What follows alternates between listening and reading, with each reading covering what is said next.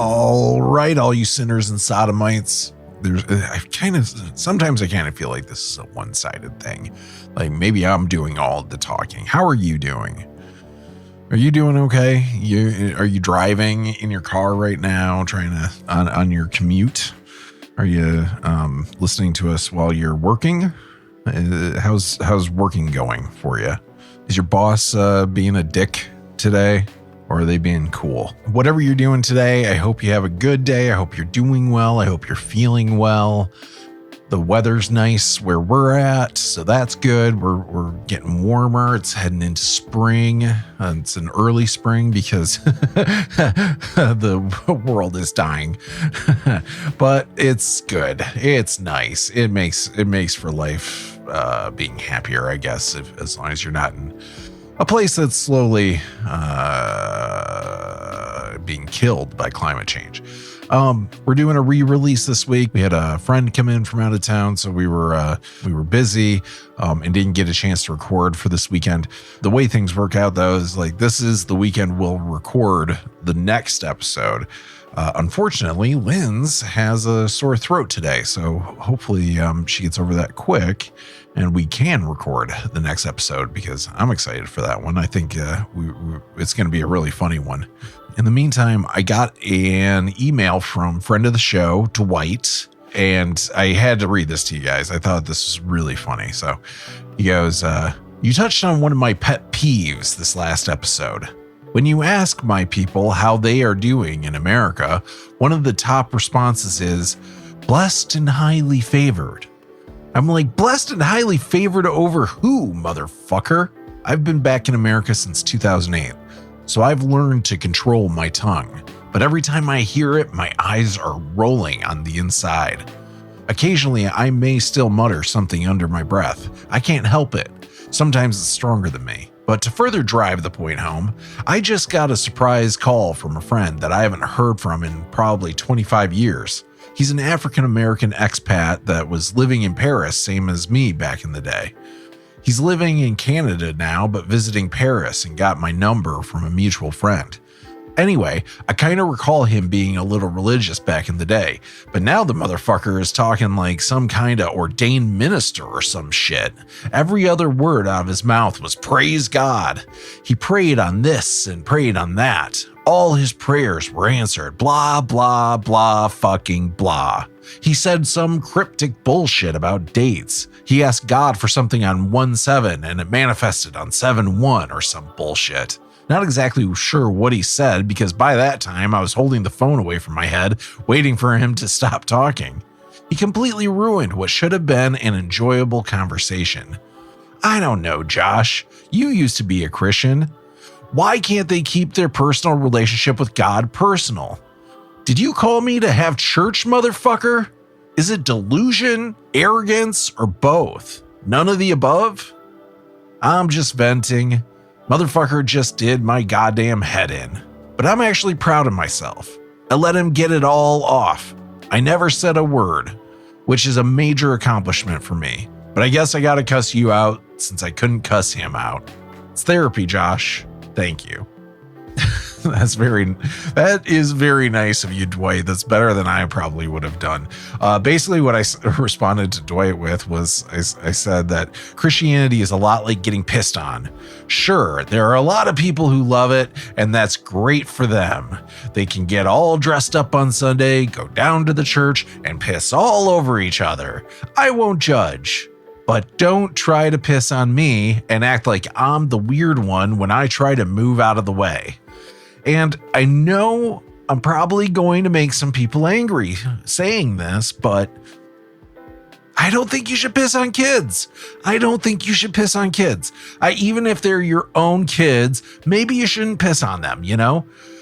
Christianity can be a lot of things to a lot of different people, but for a lot of people out there, it's this obsessive fetish, and they're trying to push it on others. I don't care if you have a fetish, and I don't care if you want to express your fetish in an appropriate way, but don't force it on other people. And that's what they do when they do that. So, it's, like getting pissed on when Christians go all Christian-y on you in inappropriate times, and try and push that stuff on you. It's like they're pissing on you. And it's like, well, get your jollies off with somebody else, somebody who's interested in it, But anyway, this re-release episode was a good one. It was interesting. It was talking about heaven and like, where does the concept of going straight to heaven comes from? Because Jesus pretty clearly seemed to think that you didn't go to heaven until the great resurrection. And yet somehow this tradition of you die and you go straight to heaven came from somewhere. And we talk a little bit about that in here. So it's a good one. So stick around for it. Like I said, I hope you're all doing well, and we'll be back within a couple weeks.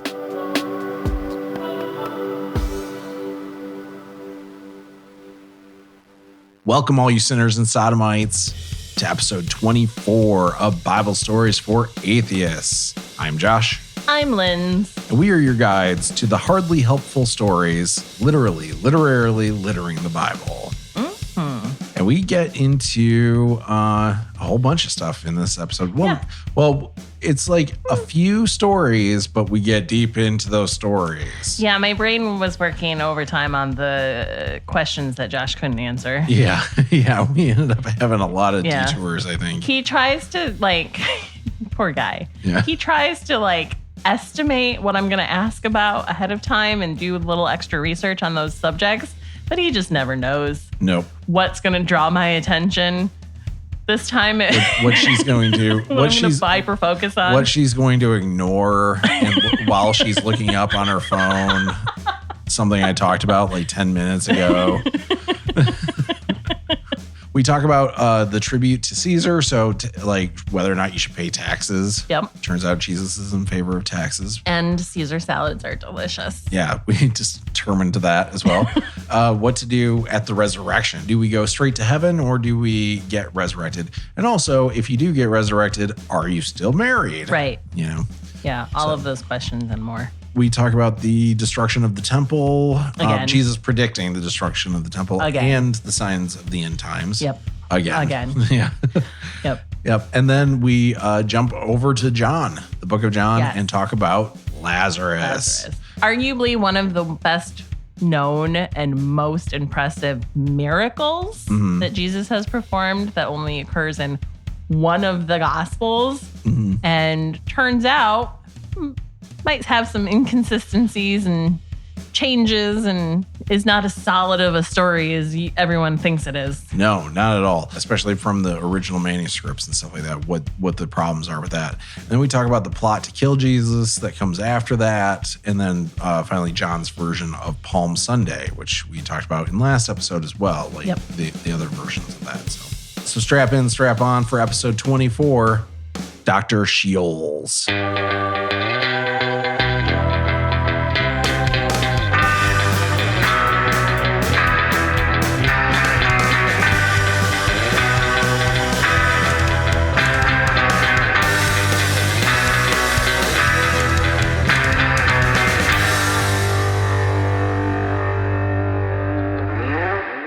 Yeah, so previously on BSFA,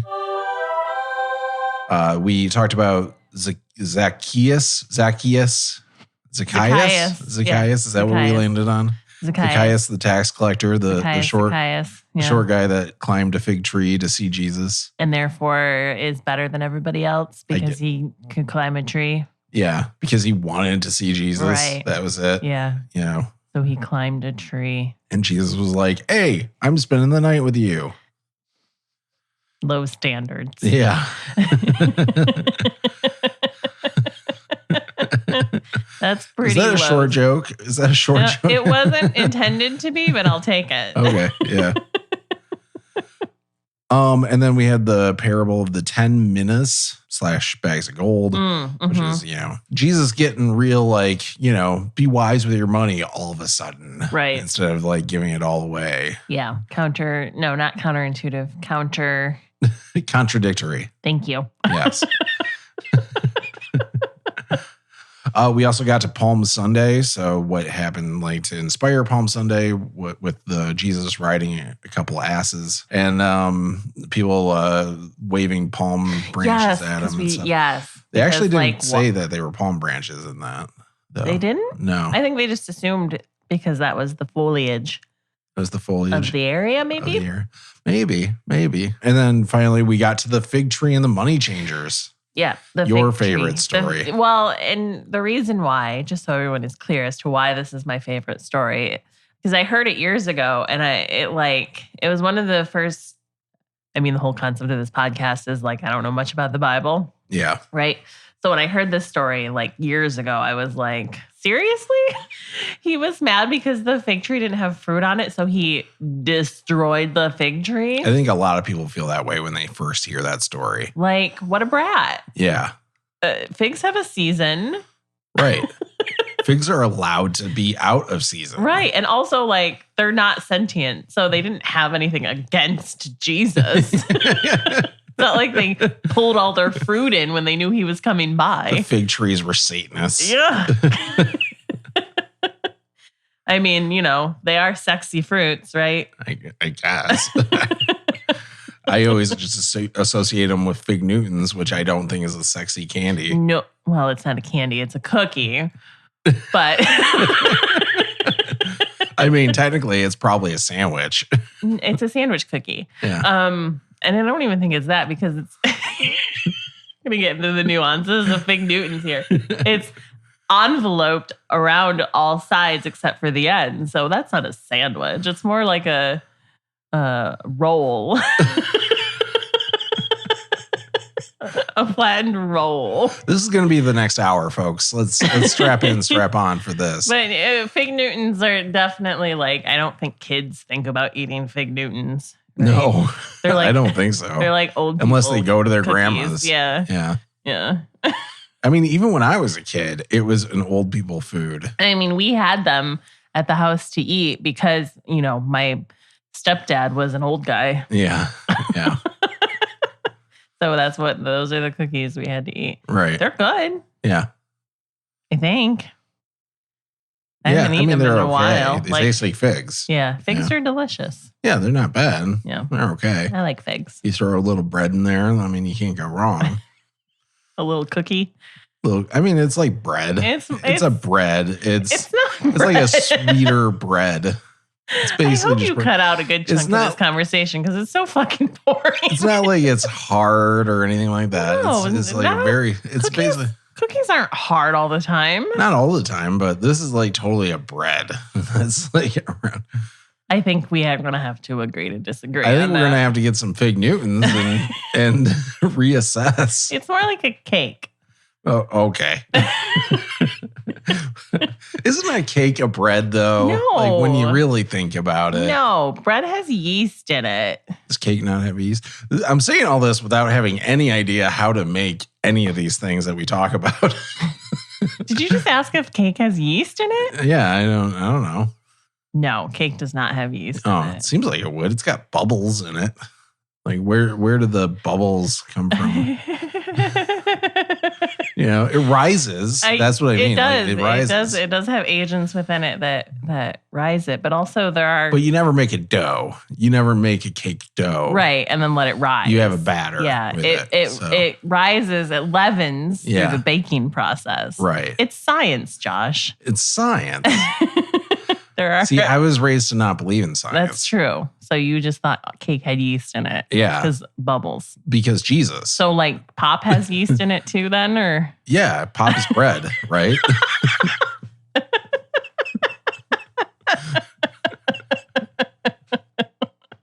And those bubbles that you blow as a child, that's also bread? Yeah. Okay. All right. Yeah. That's making bread. That's how you make bread. It all makes sense now. God, Lindsay, I feel like you never have watched a cooking video.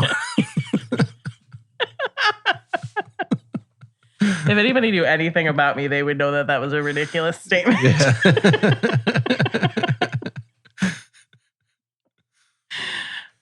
Anyway. So that's what was previously on BS today. Cake. Yeah. Is it bread? tweet us at Bible Atheist. At Bible Atheist, and let us know your opinion. Let's talk about tribute to Caesar. A tribute to Caesar? Yes. The salad? Yes. Okay. I will stand up for that tribute. Right. It's a delicious salad. It's a delicious one. Is that the dressingless salad?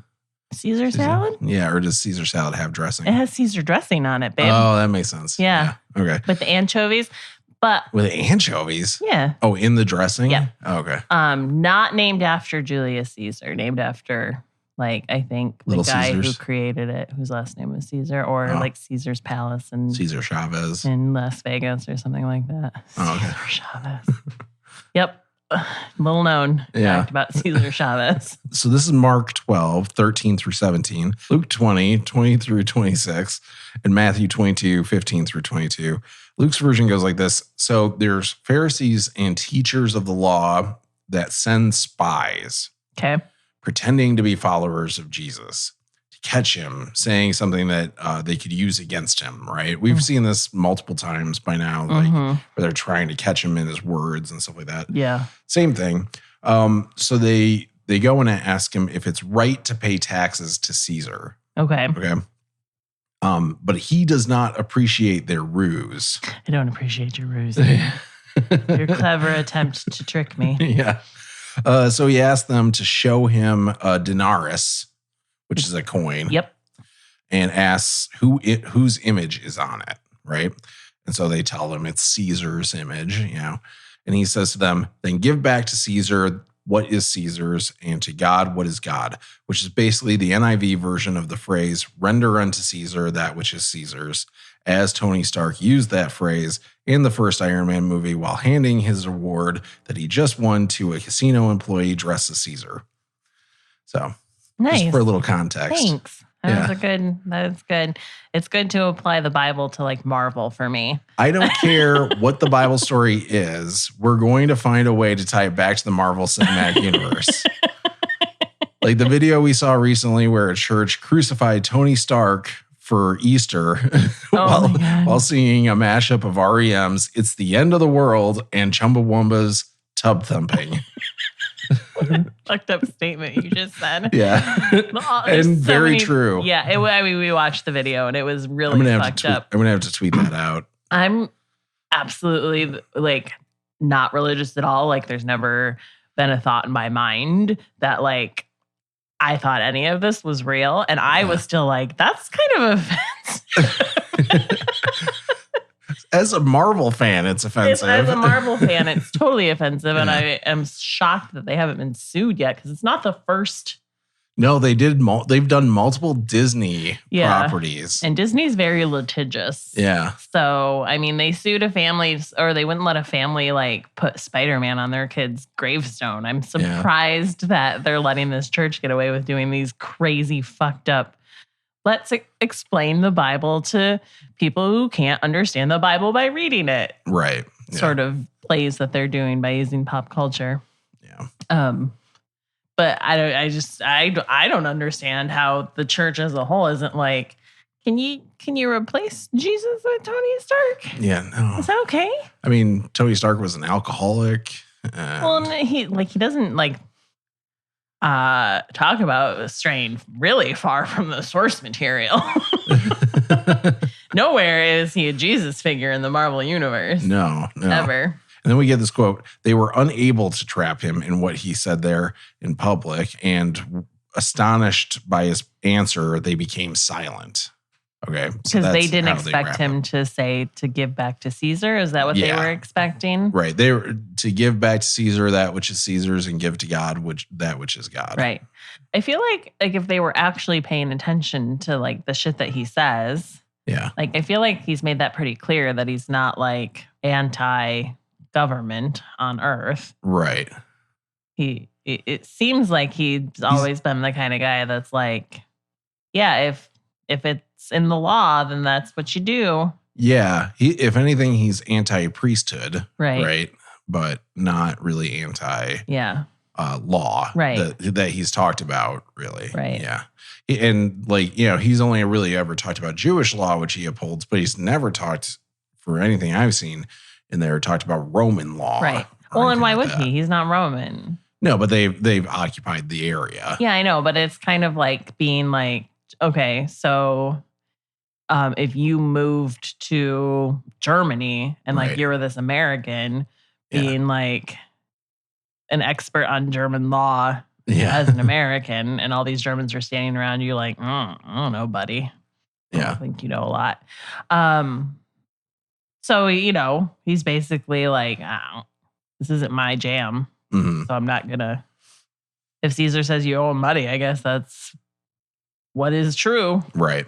So the big thing with this story too is obviously, there's a lot of Christians out there who try to avoid taxes. Go and use like the religious stuff. I mean, all churches are tax exempt, right? Yeah, which is really an interesting thing too. Like, according to this Bible verse, maybe churches shouldn't be tax exempt. I don't think they should be, but that's a personal opinion. Yeah.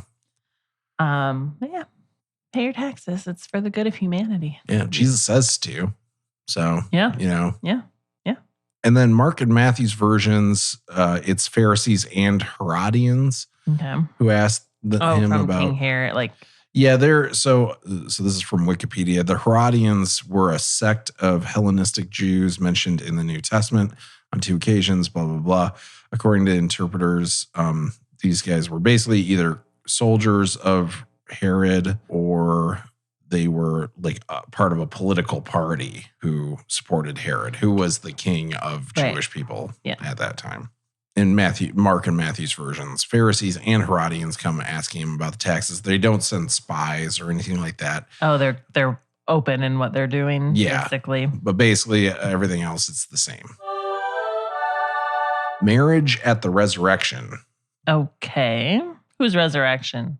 The big resurrection. Everyone's resurrection.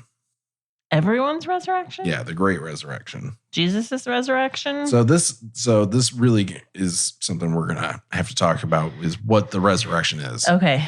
Because there's only 2 resurrections that I know about. Yeah, but then there's going to be, in theory, the big resurrection. Oh, at the end times. Yeah. So this is something that Catholics actually, last I knew, still believed in. Yes, and this is why they disagree with cremation. Jehovah's Witnesses are the same thing. Because when you get resurrected, you can't get resurrected into a body that's been burned to a crisp. Yeah. But then that leads to all kinds of questions like, well, what if you die in a fire? Yeah, which I asked my dad about when I was a kid. And he was like, well, God will, be able to put the pieces back together. But he can't do it if it's... He can't do it if it's cremated. Well, no, you're making more work for him. I think I've talked about this on the podcast before, where it was like one of those moments where I was really glad I totally got my dad on that. Yeah. And I was like 6 or something, right. Yeah. But so if it's on accident, God is willing to put that work in. But if you purposefully make his job harder, the Almighty God, then he's just not going to do it. Yeah. No, fuck you. All right. Fuck you. All right.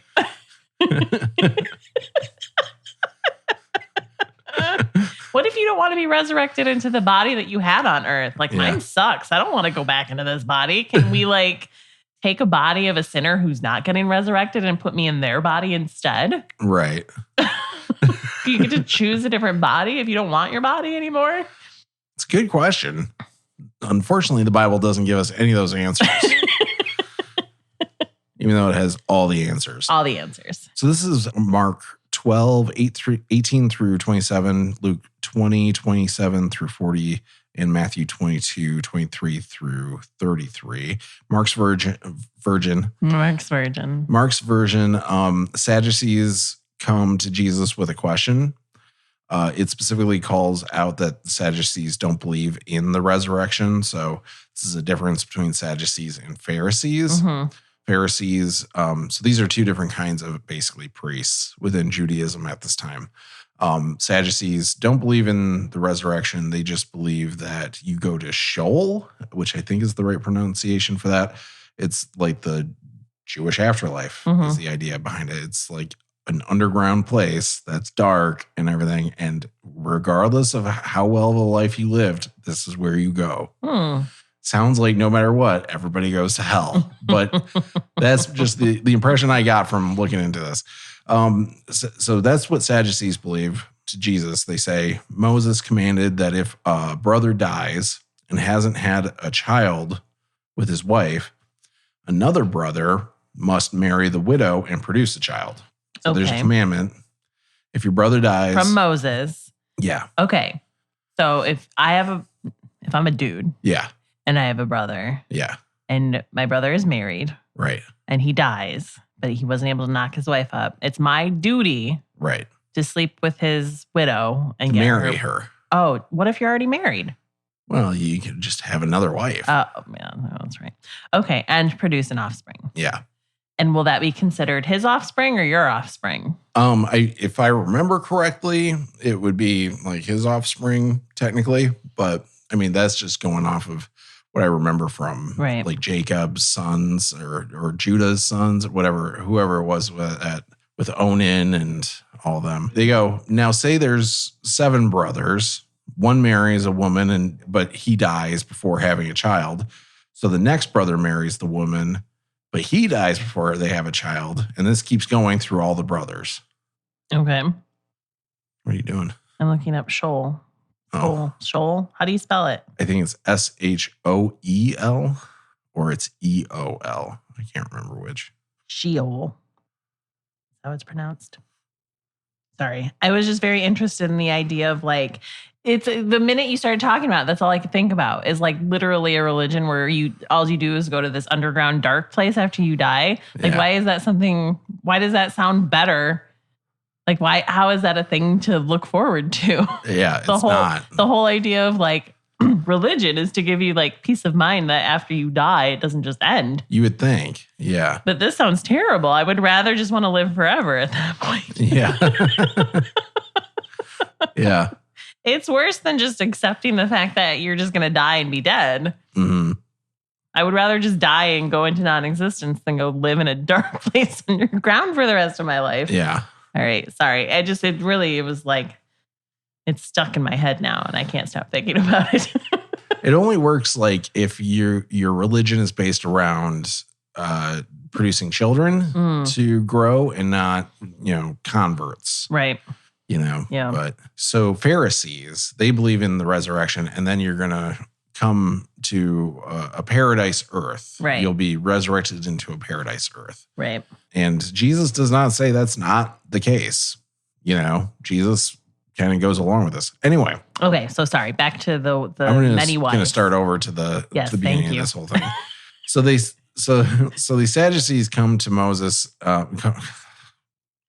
Sorry, my bad. Okay. I threw off the whole thing. So the Sadducees, they come to Jesus and they say that Moses commanded that if a brother dies and hasn't had a child with his wife, another brother must marry the widow and produce a child. Yes. Now, say that there are 7 brothers. Okay. One marries a woman but dies before having a child. Okay. So the next brother marries the woman, but he dies before they have a child. Okay.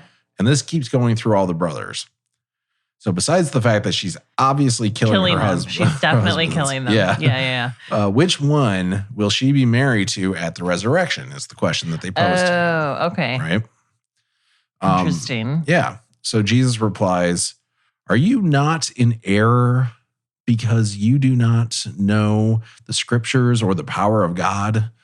When the dead rise, they will neither marry nor be given in marriage. They will be like angels in heaven. Now, about the dead rising, have you not read in the book of Moses, which, by the way, go to episode 10 for an explanation of why Moses did not write anything in the New Testament, in the Old Testament. Right. He was too busy yelling commands at people. Well, yeah, and probably didn't exist. Well, besides that. Yeah, it probably was just not written by, wasn't written by him. Now, about the dead rising, have you not read in the book of Moses in the account of the burning bush, how God said to him, I am the God of Abraham, the God of Isaac, and the God of Jacob. He is not the God of the dead, but the living. You are badly mistaken.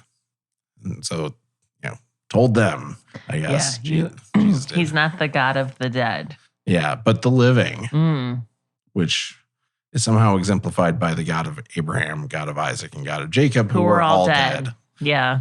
When Moses said that, they were when all Moses dead. said that, yeah. They were So all long dead. why are we assuming that makes him the God of the living when he was talking about 3 dead guys? Right. Yeah. To me, it sounds like he was saying he's God of the dead. Yeah. Which is way more metal. Right.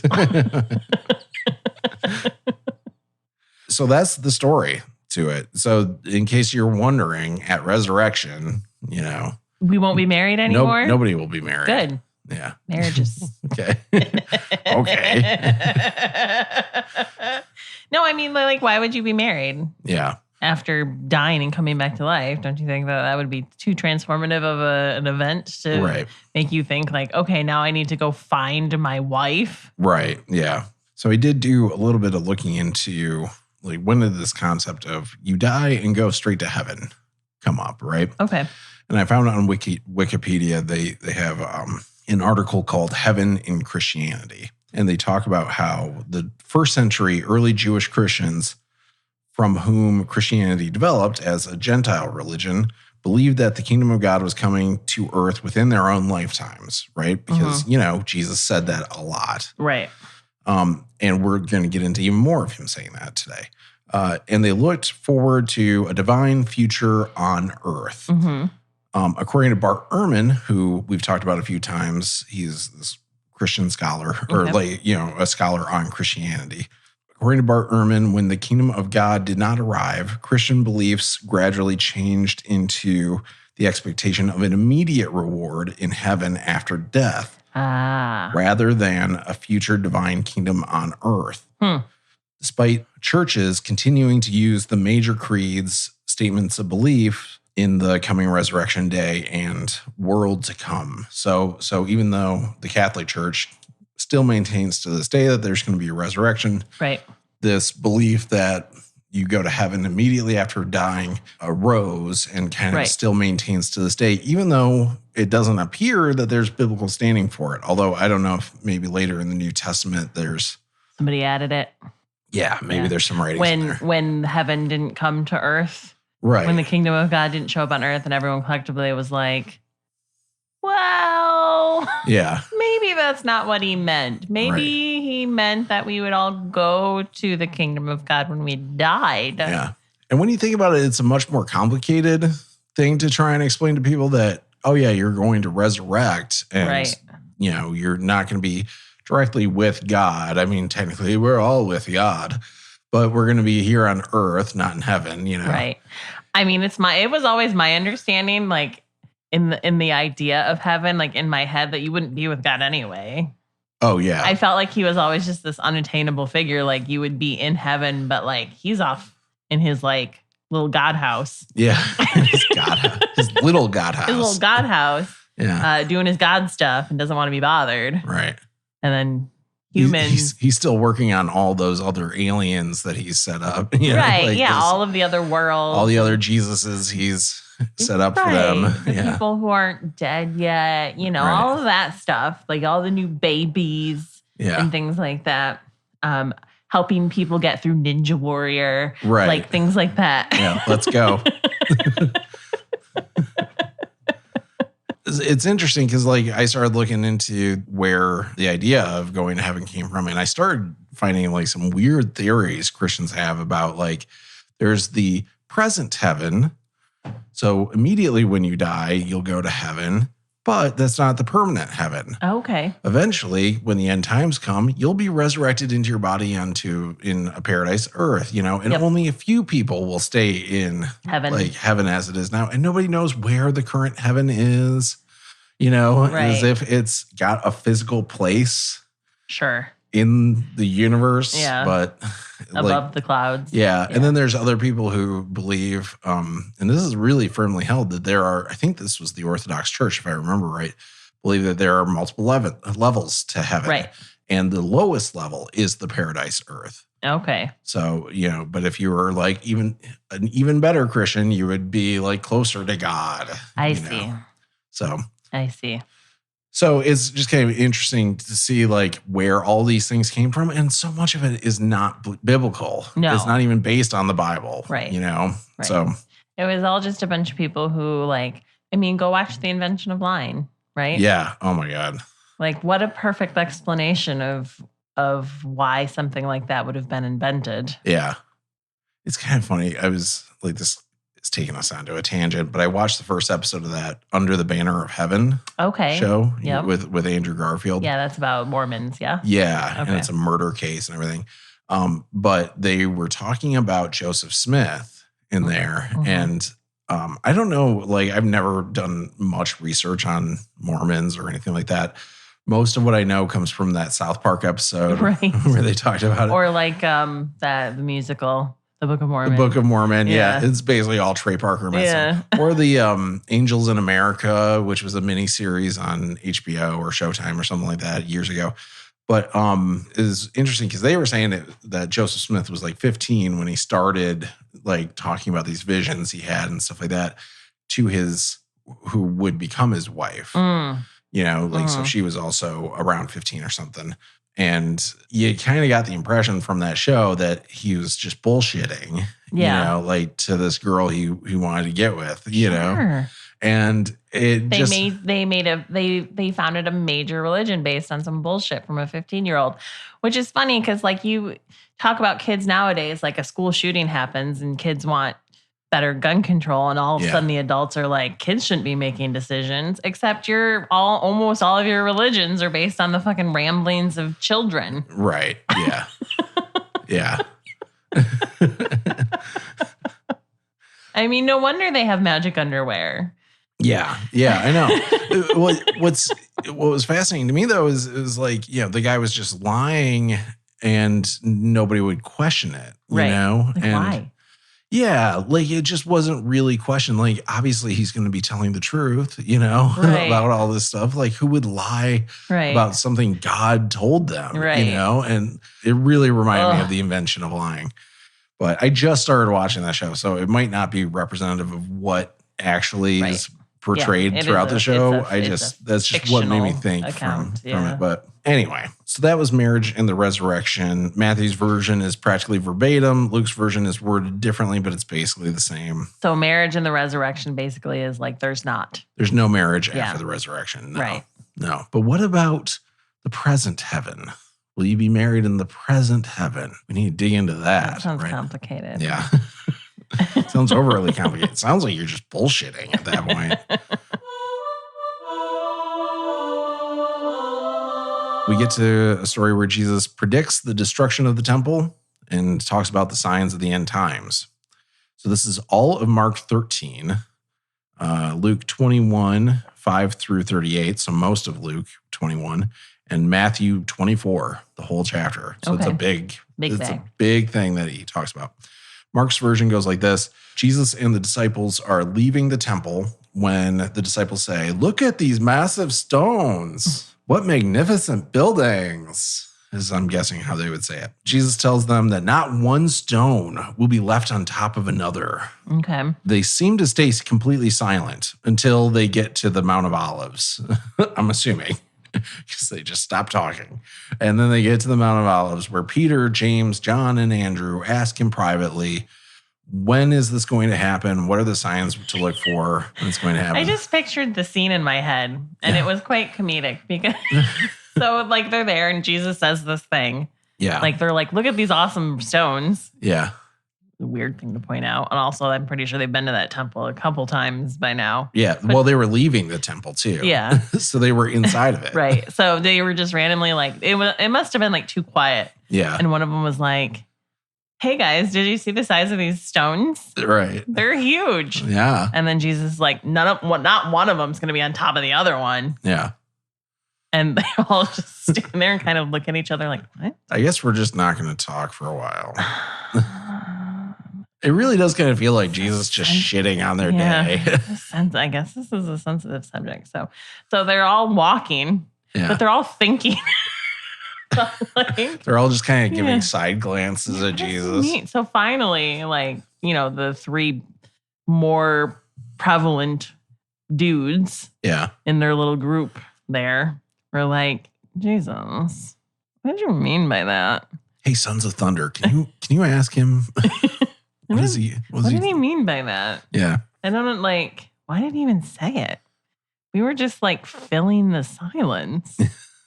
Why did he even have to say it? Right. Also, he has said this before, right? Am I? I'm not wrong about this, am I? I'm pretty sure he's mentioned.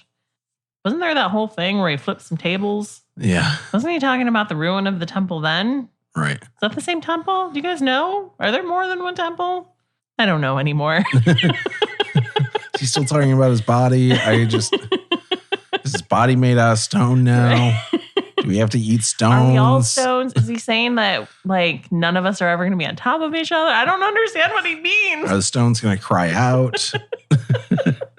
Anyway, so yeah, they ask him like, what are the signs to look for when this is going to happen? Jesus tells them to watch out for people claiming that they are the second coming. Watch out for false prophets and stuff. He says, when you hear of wars or rumors of wars, do not be alarmed. Such things must happen, but the end is still to come. Nation will rise against nation and kingdom against kingdom. There will be earthquakes in various places and famines. These are the beginning of birth pains. Yeah. Okay. Sounds like he's just stating a bunch of things that have happened and will continue to happen throughout time. Because of human nature. Yeah. Then we get nature itself. Yeah. Then we get stuff that we covered actually previously when he was sending out the 12 throughout Israel. So it was stuff like tells them that they're going to be flogged in local councils and synagogues because they're his followers. The gospel must be preached to all nations. Don't worry about what to say when you're brought to trial because the Holy Spirit will tell you what to say. Families will turn against each other. Children will have their parents put to death. Everyone will hate you because of me. Like all that kind of really good uplifting stuff. Yeah, setting them up for expected persecution. Yeah. Putting them on the defensive. Yeah, you can see, like, when you read stuff like this, you can see why, like, people like honestly, the QAnon movement has such a persecution fetish. Right. Like, those kinds of people, the far right folks who believe in this stuff, they look at this stuff all the time. Like, right. Oh, and it's signs of the end times, Yeah. Yeah. And of course, we're being persecuted because Jesus said we would be. Right. Yeah. And that's how you know you're doing the right thing. Right. And he was totally talking about you guys 2,000 years in the future. Right, exactly. And then he says this, when you see the abomination that causes desolation standing where it does not belong, let the reader understand. Then let those who are in Judea flee to the mountains. Let no one who is on the housetop go down or enter the house to take anything out. Let no one in the field go back for their cloak. How dreadful it will be in those days for the pregnant women and nursing mothers. Pray that this will not take place in winter, because those will be the days of distress, unequaled from the beginning, when God created the world until now, and never to be equaled again. Like, really dramatic. Yeah. Wait. Okay. So, I mean, there's a lot of stuff to unpack there. And let's start at the very first thing. Yeah. Because I don't understand what that means. The abomination that causes desolation. Yeah. So this stuff is in, apparently, and I did not do a huge deep dive on this, but this apparently references Antiochus 4 Epiphanes. Okay. Who was like some Roman ruler around, I think it was 160 BCE, somewhere around there. Apparently he abolished the daily sacrifices at the temple, and this was like a whole thing, you know, and I guess there was some, because he's kind of quoting the book of Daniel with this, and there were some prophecies, quote unquote, in the book of Daniel about this, which of course were written after all this stuff happened. Right. So that's what that is. It's just a reference to when this desecration of the temple happened, where they said you can't do daily sacrifices, I guess. But again, I didn't do a deep dive on it. That doesn't make any sense, though. Yeah, so I think because what he's like an abomination stands where it's not supposed to. Right. What does that have to do with stopping sacrifices in temples? I don't know. I really don't know. I could only go so far on this and try and figure it out. But that's what, like, according to the NIV footnotes, it kind of pointed me to, that's what the reference was about. So I see. Yeah. And they're what they were saying was it might be that Jesus was using this other thing that happened at the temple that was like terrible for the temple to talk about, all right, and now it's going to be destroyed, Right. So I don't know. I feel like you could get real weird and sexy with an abomination that stands where it shouldn't be. Yeah. Like you could get real, like this was an opportunity to get real fucked up. Yeah. And they just went like, oh yeah, it means it's this king guy that just stopped doing daily sacrifices at the temple. Yeah. And that's the abomination that was standing where it shouldn't. I guess. Yeah. I don't even know what I'm thinking like, the creepy thing from Pan's Labyrinth with the eyeballs in its hands. Oh, yeah. Like, that's an abomination. They should have had a monster. Yes. Yeah. Or like Satan. Right? He is the abomination. Right. So like the Antichrist. Yeah. Something. Why isn't that? And like, where would he stand that he shouldn't be? Well, obviously anywhere on earth. Yeah. Or like Satan shouldn't be in the temple. So that would make sense. Like, why isn't it that? That seems where you would go. I don't know. 0 out of 10 for that story. Yeah. Because man, oh man. Oh, we're not done. We got a little bit ways to go. So blah, blah, blah. False messiahs will try to deceive you. Blah, blah, blah. Don't trust New York game show host trying to be president. Truly, I tell you, this generation will certainly not pass away until all these things have happened. Heaven and earth will pass away, but my words will never pass away. So he's making a pretty strong promise there. Then he points out again that only the Father will know when the end times are, not the angels or the Son. Incidentally, the Jehovah's Witnesses for a long time said that the generation that won't pass away was the generation alive during World War II, which is kind of an interesting thing. Yeah. Oh, that was the generation before them, wasn't it?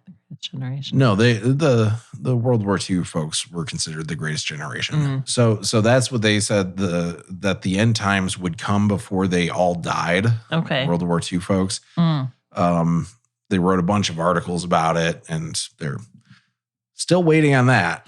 Yeah, because there's still some alive. 1 alive, 2 alive. I don't know. There's some people still alive from World War II. And it's not just like people who fought in World War II. It's like people alive during that time. World War II. Right. Yeah, that's what it's become. Is like they keep moving the goalposts. Right, because obviously that's what Jesus was talking about. But so he says that only God basically will know when the end times is coming. God the Father. Yeah. So why do we keep getting predictions on when the end of times? Like constantly. This again, Mark is the earliest gospel. This is the version we're reading from in this case. That was written the earliest, and that was written just after the temple was destroyed. So they knew when it was going to happen because it was after it happened. Right. They were writing it as if it was written beforehand. Yes. So why the destruction of the temple is the end time? That's a question that I want to get to actually with this. My guess is they were probably like thinking, well, why didn't anybody warn us? Right. And he's like, well, he didn't know when it was going to happen. Right. Yeah. Only God knows. And he didn't want to tell anybody. Right. Only God the Father. Right. You keep saying only God, but it's God the Father. Oh, who the fuck cares? I know. I know. Sorry. I know. I mean, that's what it comes down to in my head every time. It's God in 3 persons. They're all God, but there's some things that only one of them knows. Right. Yeah. It's like God has a dissociative identity disorder. Yeah. Kind of like Moon Knight. Tying everything back to the MCU. And God and Jesus know about each other and like all that stuff, but there's a part of God that like he keeps separate from like he's the primary, so he keeps a bunch of stuff separate from the other ones. Right, exactly. Yep. So that's Mark's version. Luke's version, in this version, they immediately ask when the destruction is going to happen. Oh, they didn't walk in silence for a while before finally getting up the nuts to right, exactly. You ask him. No, you ask him. I don't want to ask him. I ask him all the time. And last time I asked him, he told me he was going to beat the shit out of me. I don't want to ask him again. Yeah. Keeps calling us idiots. We get this quote: "You will be betrayed even by parents, brothers and sisters, relatives and friends, and they will put some of you to death. Everyone will hate you because of me." Oh, it sounds like he's talking about the Holocaust. "But not a hair on your head will perish. Stand firm and you will win life." So it seems a little contradictory with itself immediately, where it's like, some of you are going to be put to death, but not a hair will perish. I mean, he could be talking about like, you'll die, your body will die, but you'll still be resurrected, alive in the heart of God. I don't know, in heaven. Yeah. Very different wording, but essentially the same points are hit as in Mark's version. There's no talk about only the Father knowing when the end times were. And I was kind of thinking maybe that has something to do with the fact that these were written, like Luke's version was like a decade after Mark's. Mm-hmm. So there's a little bit more time since the temple. So maybe people weren't asking the question of why didn't anybody tell us? Yeah. Why didn't Jesus tell us? But, right.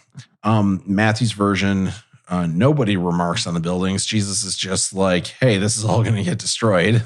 That makes more sense to me. Yeah. And then he does get asked privately by some of the disciples what are going to be the signs of this coming. It was big chunks of it were verbatim with Mark, which was interesting, but there were big chunks that weren't too. So it would be interesting. I imagine there are people out there who have done deep dives on like what exactly was changed and why, trying to figure out why. There is one weird quote here that he was talking about from when he was talking about false messiahs. For as lightning that comes from the east is visible even in the west, so will be the coming of the Son of Man. Wherever there is a carcass, there will be vultures that gather. What does that mean? Yeah. We get this weird thing we heard before about two women will be grinding when the end times come. Yeah. Sexy. Yeah. Grinding with hand mills. Also, there's a short version of the story with the servant who gets drunk when he's put in charge of the master's house. You remember that story? Yep. Yeah, we get a short version of that too. So the question, like you were saying, is, are we talking about the end times here, or are we talking about the destruction of the temple? Well, are they considering the destruction of the temple the end times? Right. Because we get stuff like this. Then will appear the sign of the Son of Man in heaven. And then all the peoples of the earth will mourn when they see the Son of Man coming on the clouds of heaven with power and great glory. And he will send his angels with a loud trumpet call, and they will gather his elect from the four winds, from one end of the heavens to the other. And then also he says, and this gospel of the kingdom will be preached in the whole world as a testimony to all nations, and then the end will come. So he's talking about the end times, and it's kind of like they're asking about the destruction of the temple, and he's kind of talking about the destruction of the temple, but then he talks about the whole end of the world, and it's as if the writers seem to think that the temple being destroyed is the start of the end of the world. So this is like the early church saying, the temple just got destroyed. The end times are around the corner. Right. Join our church. Right. And make sure that you're resurrected. Is it one of the 7 signs? I don't know. I've never dug that deep. I mean, I have dug that deep, not for a long time. Yeah. Of like what like all the Revelation stuff is. Yeah. But my source for the 7 signs of the apocalypse come from the movie with Demi Moore. Yeah. Yeah, the 7th sign, 1988. I didn't realize it was that old. Oh, yeah. I thought it was a 90s movie. The 7th sign. When Ashton Kutcher was probably still in like elementary school. Oh, Jemmy, you cougar.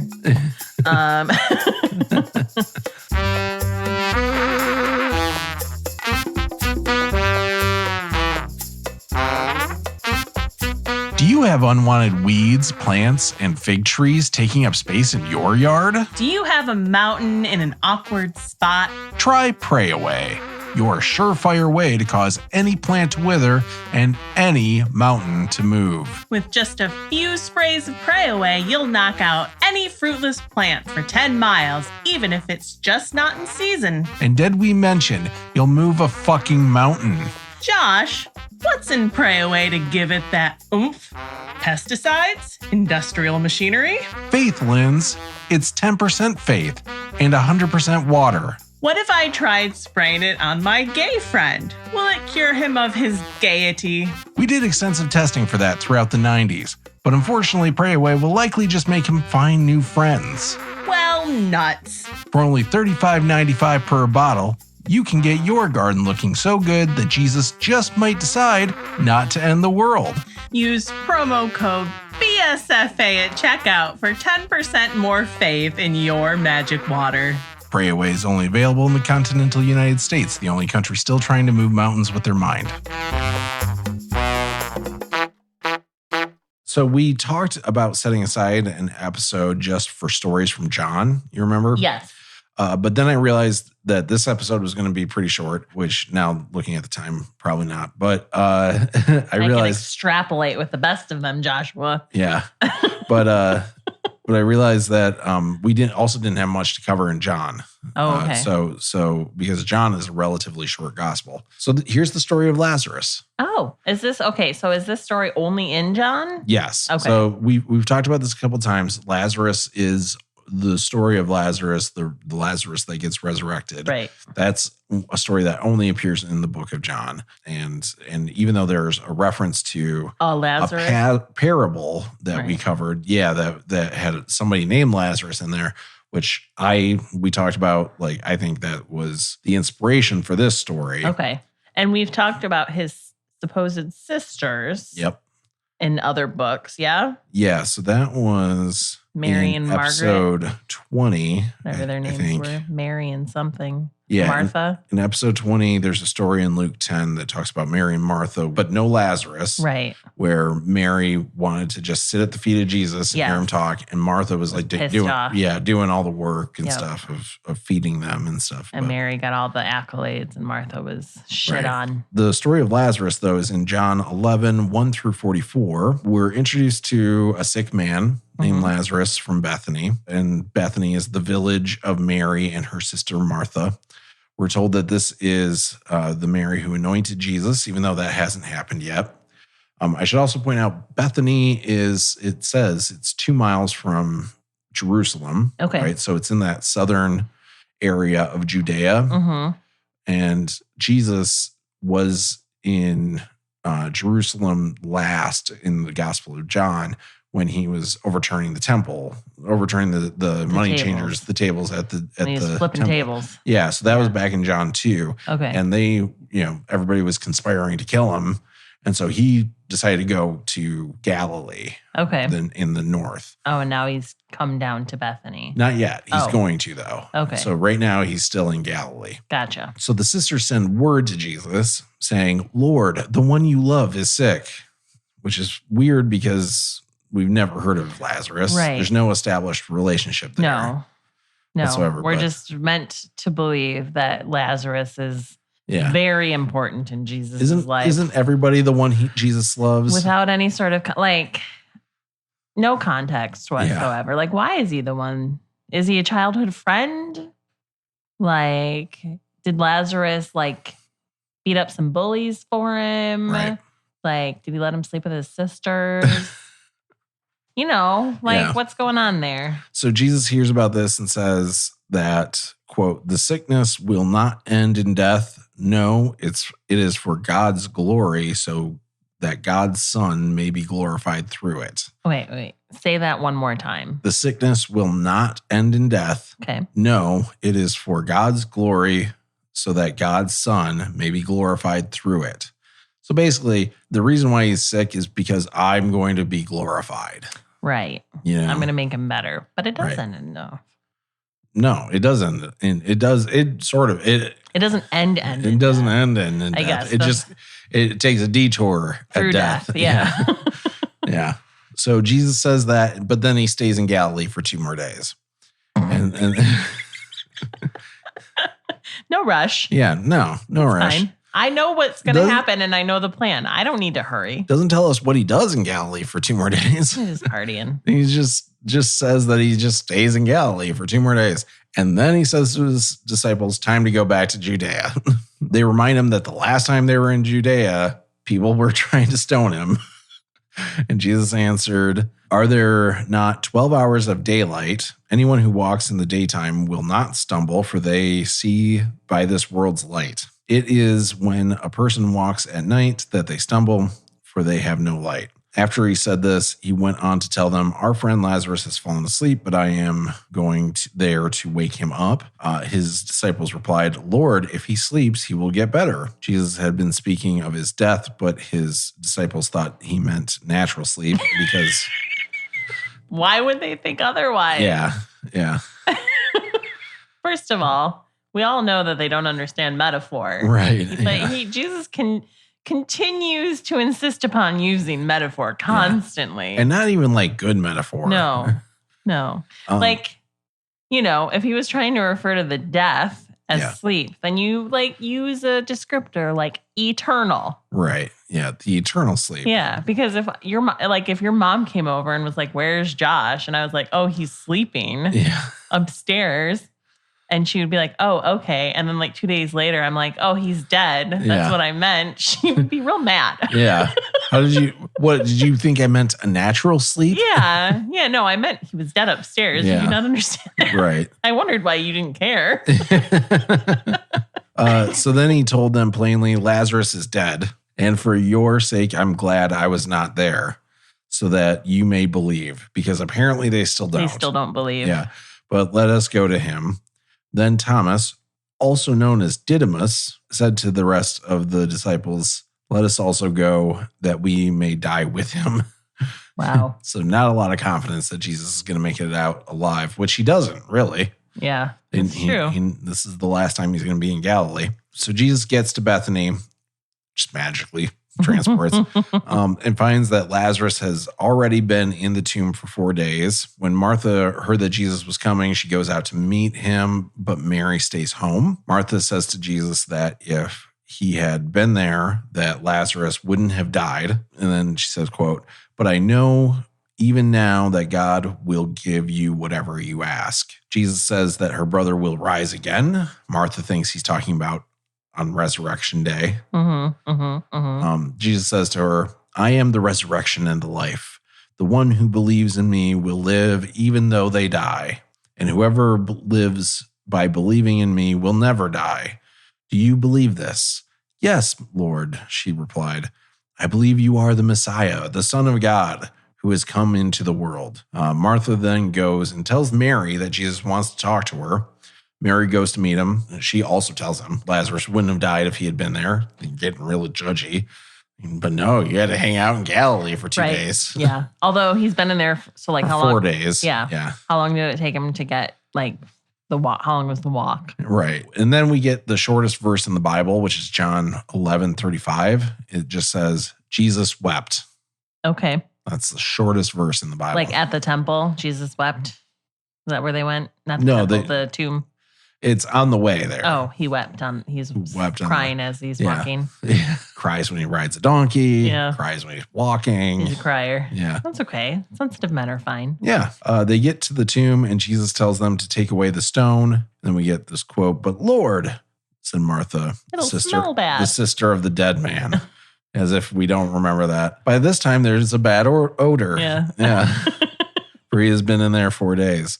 Jesus said, did I not tell you that if you believe, you will see the glory of God? So they took away the stone, and Jesus looked up and said, Father, I thank you that you have heard me. I knew that you always hear me, but I said this for the benefit of the people standing here, that they may believe that you sent me. When he said this, Jesus called in a loud voice, Lazarus, come out.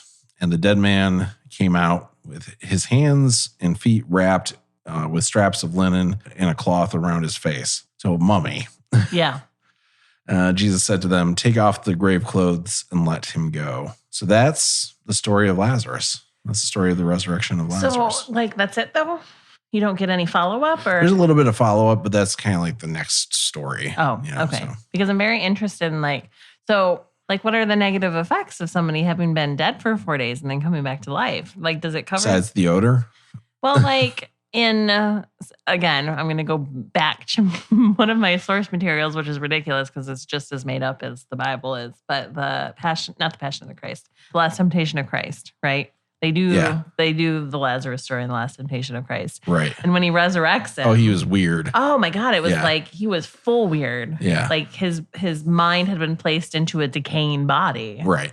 So he looked real fucked up. And then of course, Paul comes and kills him because he's an abomination. Which is not what happens immediately after this, but right. Yeah. And don't forget too that we do have the anointing at Bethany, which is where Mary and her nards uses the perfume and all that, and that's at Lazarus is there and stuff like that. So he's having dinner with them and stuff. You get the impression he's totally back to normal. Is there a reason why they're using such a heavy perfume? I don't know. Maybe cover up some death stink. Yeah, perhaps. Why she's putting it on Jesus instead of her brother, I'll never know. But maybe it's despair.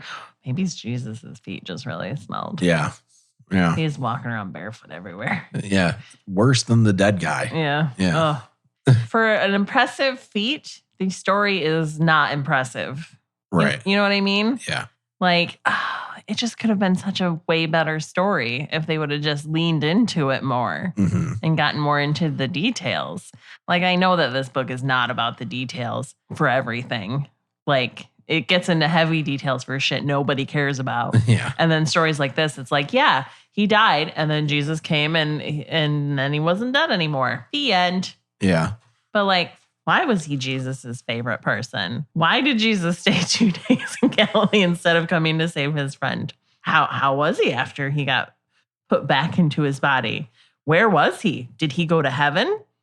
Did Jesus rip him? And we've talked about rip him out of heaven. Yeah, we talked about this briefly in a previous episode. But like, did Jesus literally rip his soul out of heaven and put it back in his body? Because that's fucked up. Yeah, but again, we have no biblical reason that we've seen, at least, to think that there is like that you go to heaven after you die. Right. So but then where was he? Yeah. Like Sheol. Like, but does he not talk about it? Yeah. Because I feel like anybody that has like should ask him like a death experience, like a near-death experience, you always hear those assholes talking about shit. Yeah. Right? It's always like, if there was a light or I was floating above my body or some sort of bullshit story that you get from people. Yeah. When all of these chemicals dump into their brain because their body thinks they're dying. Right. And so you get that, but you don't get that from the guy who supposedly actually has been dead for 4 days. Yeah. Like, does he come back and he's like, Abraham said I need to tell this rich guy's family that they need to start behaving better. Right. Like the other story. Yeah. Or like, there was nothing. Like, that would be awesome. Like if he had been able to tie that in with that parable, that would have been a cool thing. So many missed opportunities, I think, with stories like this. Yeah. To really obviously they did a good job getting a following. So like, I don't know that they need to have done anything better. I think Christianity made it. Yeah. I think they're doing okay with their numbers. They're getting by. But man, just think of like, if you could just make that story better, how much more engaging you could be.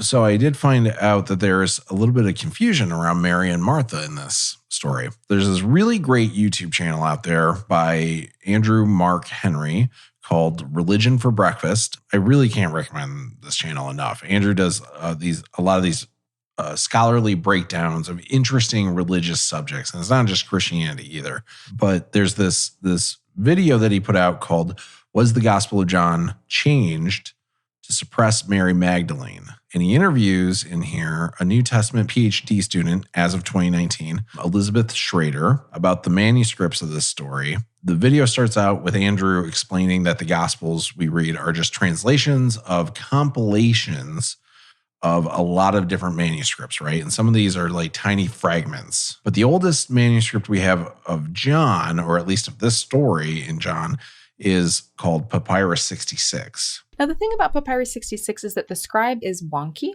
Wonky. The scribe has made... That's the technical term. Yes, very wonky. The scribe has made 450 changes to the text of the Gospel of John. Now, most Christians don't know that the oldest copy that exists of the Gospel of John has had 450 changes made to it, but that's a fact. Bunch of changes have happened. 450. 450. But Just in this great gospel. Speaking voice, She does. by the way. She does. And that's just in the Gospel of John, right? Right. So, and she says that most of these are pretty minor, but there are a couple places where the scribe added in Martha. Okay. I had read somewhere that, sometimes people think that Lazarus' sister, Mary of Bethany, some people think that that's Mary Magdalene. She anoints Jesus, but we're not sure if it's Mary Magdalene. So I'm like, well, let me just check there too. And so I went back to chapter 11 and I see that the name Mary has been crossed out twice in Papyrus 66. And I was like, whoa. And physically crossed out by some scribe. Correct. Okay. And we can look at a picture of it if you like. The first time it's Maria in Greek. The first time the name Maria was changed to the name Martha. And it's literally just one letter's difference in Greek. The I, which is an iota, was changed to a theta. So a theta is one letter in Greek. So Maria is changed to Martha. And it's very clear that that's what's happened there. And that, that could be seen as just a scribal mistake, like the scribe got confused. Except that just a couple of verses later, a woman's name has been scratched out very obviously, and it looks really bad in the papyrus. And it is changed to say, Hi Adelphi, the sisters. Not only that, but all the verbs in that verse are changed from singular to plural. And I was like, wait a second. It looks like they're changing Mary into Mary and Martha. And this is the oldest copy we have of the Gospel of John in the Lazarus story. You really should watch the video because they do have pictures of these manuscripts and you can totally see what she's talking about, that it's been changed. What likely happened is that the person transcribing Papyrus 66 had two other manuscripts in front of them that they were copying from. One had Martha in it and one only had Mary, right? And then they started by copying Mary and then they switched. Okay. I believe that Papyrus 66, that this scribe, one of the exemplars had Martha and the other one didn't. And at a certain point, I believe it's in the middle of John 11, verse 5, the scribe makes the decision, you know what? I'm going to copy the version that has Martha because that's the verse. After that verse, everything is stable around Martha for the rest of Papyrus 66. But before that, there's all these problems, and you can see the scribe trying to reconcile them. And in fact, most of these problems from John 11, verse 1 to 5 can be explained as the scribe knowing both versions and trying to find a way to make it work without, but while honoring both exemplars, and it just doesn't work. And so the scribe, I think, gives up in John 11:5 and says, okay, we're going to do the one with Martha. And then Andrew goes into talking about how we can't really know what the scribe was thinking when they were doing it. Like you can't, obviously, you can't figure out what their motivations were. Right. So we shouldn't just assume that they were actually trying to suppress Mary or anything like that. It really could be that they were just trying to have a consistent story. Right. He points out, I think, that scribes would commonly try to add more authority to a story where they could. But like Elizabeth points out, most people are completely unaware that all these changes have happened to the gospel manuscripts over the years. And if this was a real story, which we covered in episode 22 when we talked about the other Lazarus, that I don't think that would be the case. But if this was the real story, we don't actually know what the original story would have been. Right. If it would have had Mary and Martha or just Mary. So, okay. Well, first of all, I think that if people don't realize that a lot of changes have happened to these stories throughout the years, that's just kind of like a ignorant thing to think. Yeah. Right. I mean, even stories that are non-biblical that have gone through time have changed. It's a telephone game, right? Right. I mean, children play this game and teachers teach this game to show children, like, as it gets passed down from person to person, things get changed. And sometimes it's accidental and sometimes it's because they prefer it to be told that way. Right. I understand what they're saying. So this question is going to sound like I don't, but because they start talking about Mary Magdalene. So are they saying that they think this wasn't even was Mary Magdalene Lazarus' sister, or do they think Mary Magdalene was just the character and then they changed it to be Mary, his sister? I think they're kind of saying that, so they talk about without Martha being in the story, we get a much more complete version of Mary as a Right. character, where Sure. there's Mary early on in John's gospel, Mary at this point in John's gospel, and Mary also will show up again. Mary Magdalene will also show up again at the crucifixion. Yep. Right. So, and she's a much more prominent figure when you don't have Martha in there, really, to kind of muddy this up. Like, in fact, he also points out there's the line we talked about where Martha says, "I believe you are the Messiah, the Son of God, who has come into the world." That's supposed to be Mary, Right. in some of these versions. Mhm. But in the one that ended up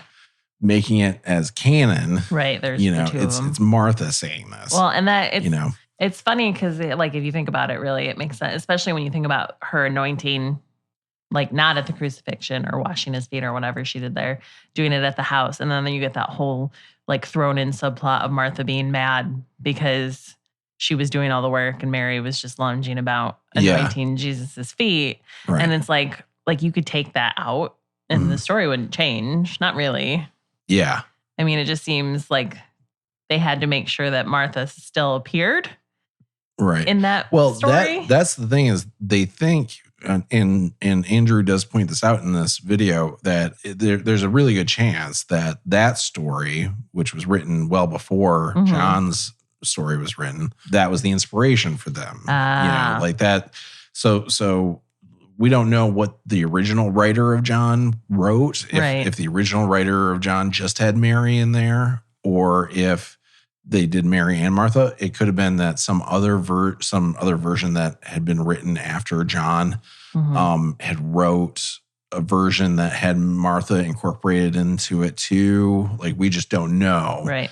But likely somehow that story of Mary and Martha had an influence on this story, where like all of a sudden Martha shows up. Gotcha. Because they're tying those together with this. Right. But, you know, you get a much more complete picture of Mary, though, when you tie all of them together. And you replace Martha with Mary. Yeah. Other than like the stuff they added where like Martha went and got Mary. Right. Because you couldn't be like, Mary went and got Mary. Yeah. And that's the thing, is that's the stuff that where like by that point, the scribe would have just switched to the version of the story that has both of them. Yep. But early on, at first, he was like, I'm just going to do the one with Mary. Which is why they were. Maybe I'm not going to do that one. That's why Martha was there and Mary was at the house. Yeah. Instead of them both being there together. Yeah. Sort of thing. So, yeah, this is the stuff where I'm like, all right, so if God is perfect and the Bible is the word of God, his message to all of us here on earth, shouldn't the Bible be perfect? You know, well, and how could the Bible not be perfect? Isn't the argument that like the red letters are the ones that are supposed to be perfect and everything else is man-based? Like, that's not what people actually think, though. Like, people think the entire Bible is perfect. Really? Yeah. Like, I know. Yeah. But like, really? Yeah. How Evangelicals. Can you? How can you? Because even so, if you get rid of these parts, the Gospels, right? There's way more to the Bible that everyone knows was written later, wasn't written during the time of Jesus, and was written by men, fucking just people. We're to believe that they were writing using the Holy Spirit. Is that the idea? So that's why it's perfect? Actually, yeah. Okay. Basically. That it's influenced by God, and God would not allow anything into the Bible that was not perfectly what he wanted. Oh, he's a very good publisher. I guess so. He has some great editors. Yeah. But then you have this issue of like, well, then what the fuck was the story supposed to be? Right. And, and we don't actually know what it was supposed to be. We don't actually know what happened. You can say that it's perfect and it must be what really happened because that's what made it in there. Mm-hmm. But then you run into stuff where it's like, okay, but which, version of Joseph's genealogy was right? Right. And it's like, there's a bunch of contradictions also in the Bible too, but.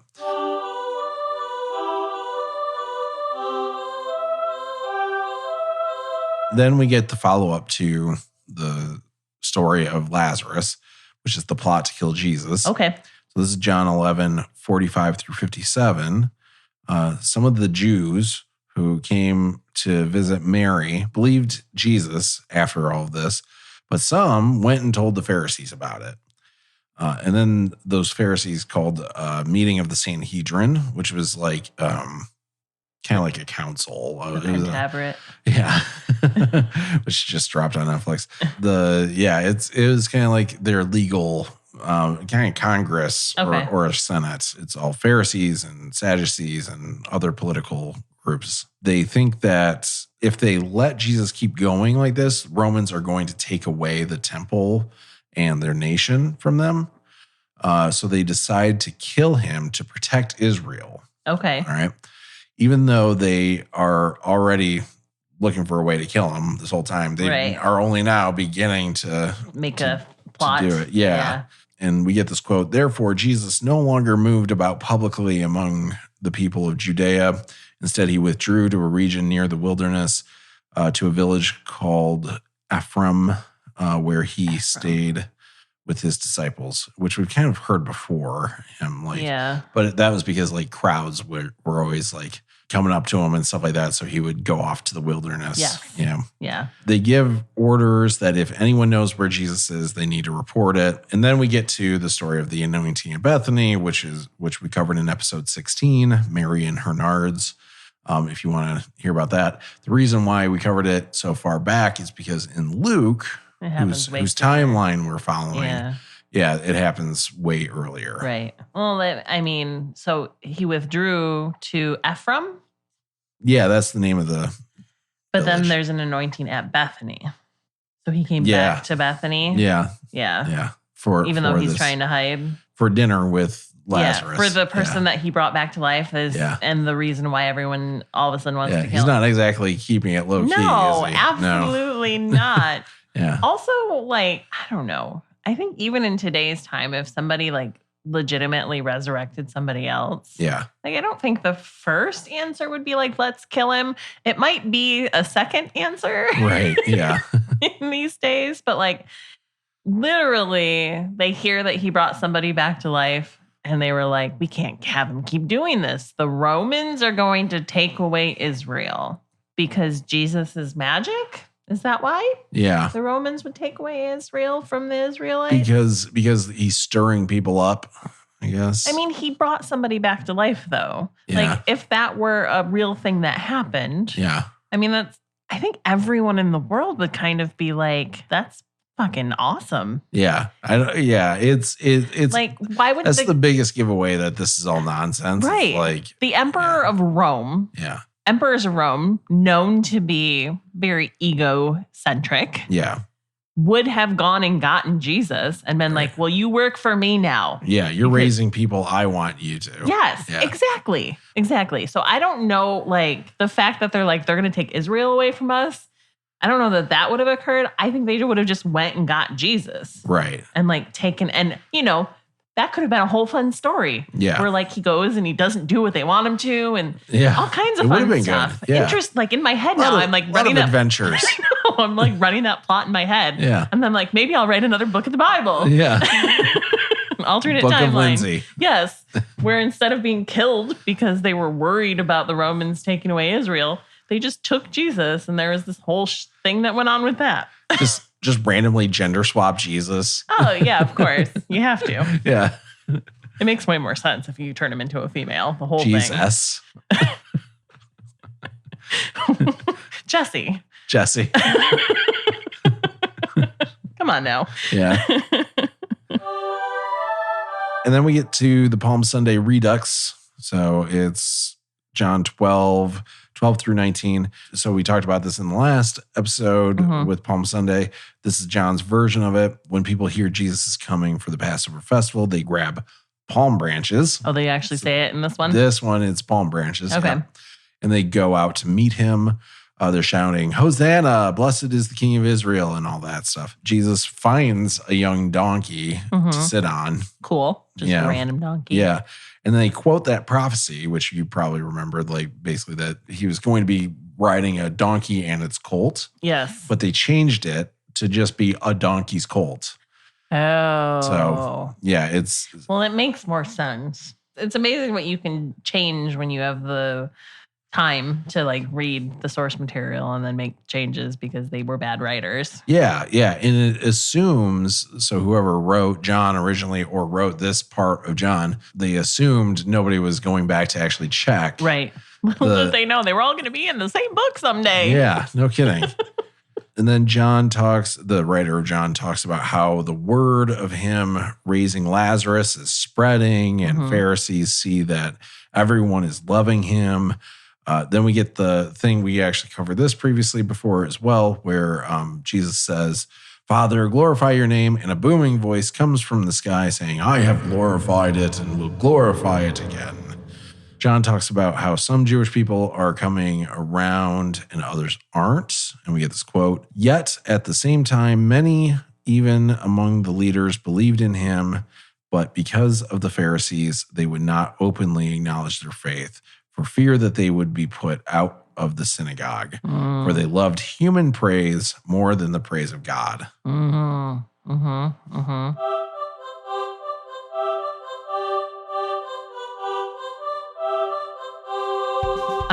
Just another chocked full episode of Bible inconsistencies and bad editing and inconsistencies. And did I already say inconsistencies? Did I say that twice? Yeah, but it's also full of redundancies, so that's cool. That's fair. Yeah.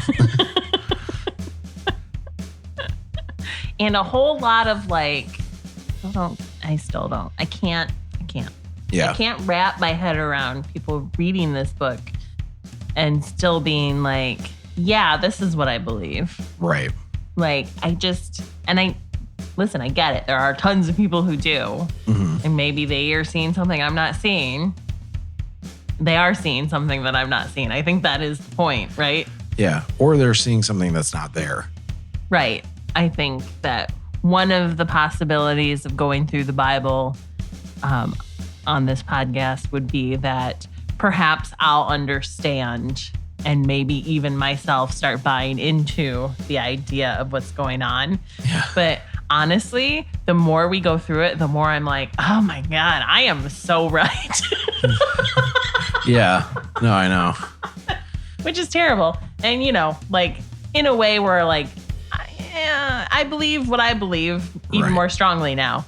Not shitting on it, what everybody else believes. But. Right. If it works for you to be a better person, then great. I just don't understand how. Right. But yeah. it doesn't work for us. That's what it is. I'm okay, great. It's faith. Yeah. Fine. That's the easy answer. I get into this whole hyperbolic thing where it's okay, so we're reading it. So I'm I'm learning about it, which makes me even more this is bullshit. How can people believe this? And then we learn why people believe it. And then it's just this big circle where instead of me understanding and buying into the stories and seeing what people see in it, I'm just have you read the Bible? Right. Because if you're reading the Bible in the way that we're going through it, how can you? Right.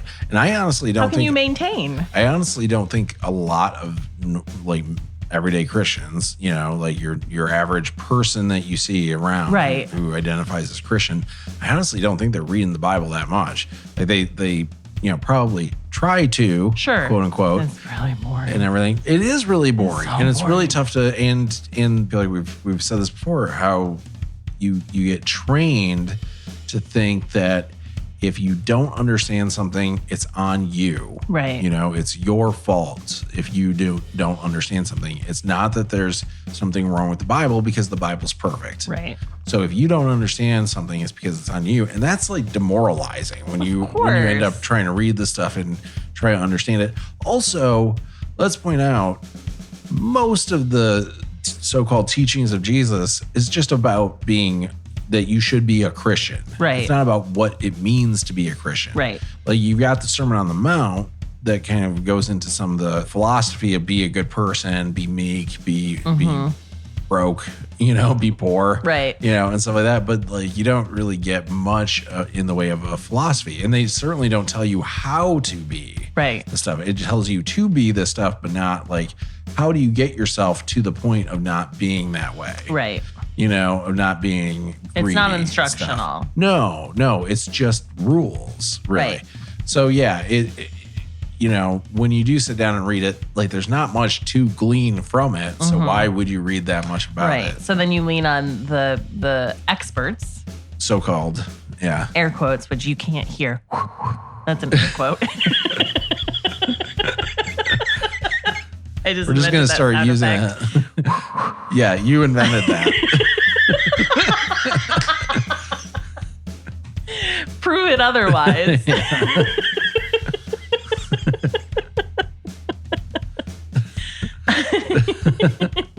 No, I lost my train of thought. Oh, the so-called experts, priests, and pastors, the fucking Pope, up to the Pope, and all these people who are supposed to have like the knowledge of this stuff, telling you what to believe.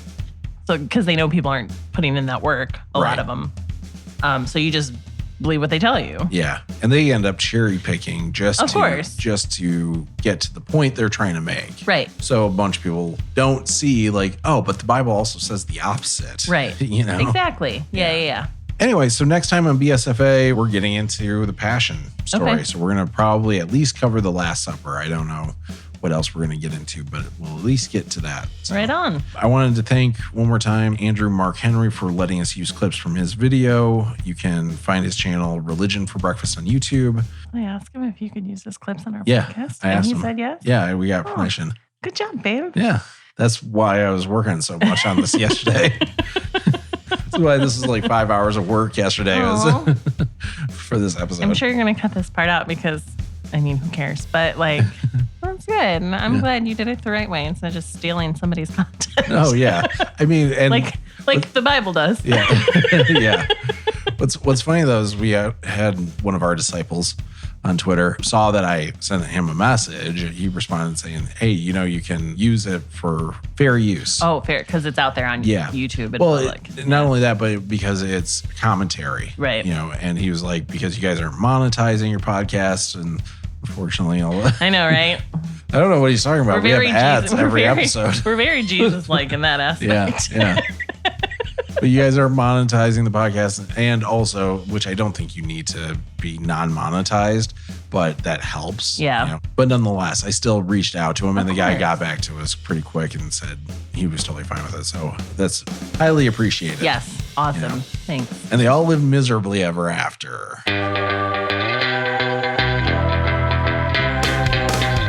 Thank you so much for checking out our podcast. Help us share the good news by sending this to a friend or leaving a review to help others find us. Follow the show on Twitter @BibleAtheists, and we'll talk to you next time.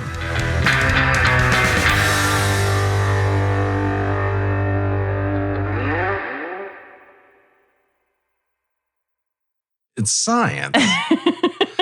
See, I was raised to not believe in science. That's true. So you just thought cake had yeast in it. Yeah. Because bubbles. Because Jesus. So like pop has yeast in it too then, or? Yeah, pop is bread, right?